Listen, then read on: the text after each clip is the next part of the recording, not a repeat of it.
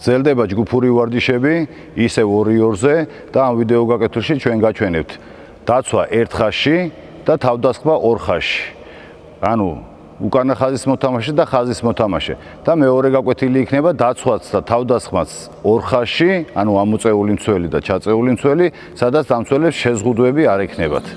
ამ სავარჯიშოში მნიშვნელოვანია რომ მცველები დავაშოროთ ერთმანეთს, რათა ხაზს მეტი სივრცე დარჩეს, ან ჩვენ გქონდეს მეტი შანსი რომ ინდივიდუალურად მოვატყუოთ და შევიდეთ, ამ მცველმა გაინთავისუფლოს თავი და მიიღოს გადაცემა.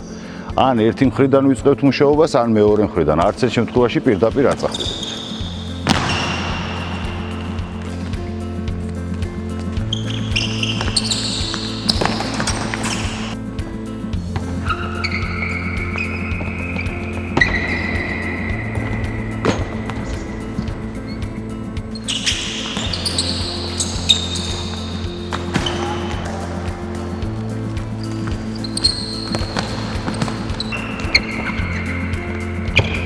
ჩვენ გაჩვენეთ ორი ვარიანტი 2-2-ზე თამაშისა, სადაც პირველ ვარიანტში ერთ ხაზზე იდნენ მცველები, ხოლო თავდასხმელები იყვნენ უკანა ხაზის მოთამაშე და ხაზის მოთამაშე.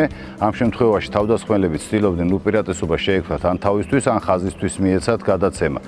მეორე ვარიანტში ჩვენ გაჩვენეთ 2 ხაზში თამაშობდნენ როგორც თავდასხმელები, ისე მცველები, ანუ ერთი იყო უკანა ხაზის მოთამაშე, ერთი იყო ხაზის მოთამაშე თავდასხმაში, ხოლო დამცველი ერთი იყო 9 მეტრის ზევით ამოწეული, მეორე იყო 9 მეტრიან ზონაში, სადაც მათ შეზღუდვები არ ჰქონდათ, შეეძლოთ შესულიყვნენ, გამოსულიყვნენ და აქ იყო თავდასხმელებისთვის კომუნიკაცია ხაზთან. პირველ ვარიანტში ბლოკის დაყენება, მეორე ვარიანტში ხაზი ბურთს იღებდა და შემდეგ ან თვითონ აგრძელებდა და ან განთავისუფლებულ პარტნიორს აძლევდა და მესამე ვარიანტში ინდივიდუალური მოტყუების ხარჯზე რომ შეექმნა უკანა ხაზის მოთამაშეს უპირატესობა.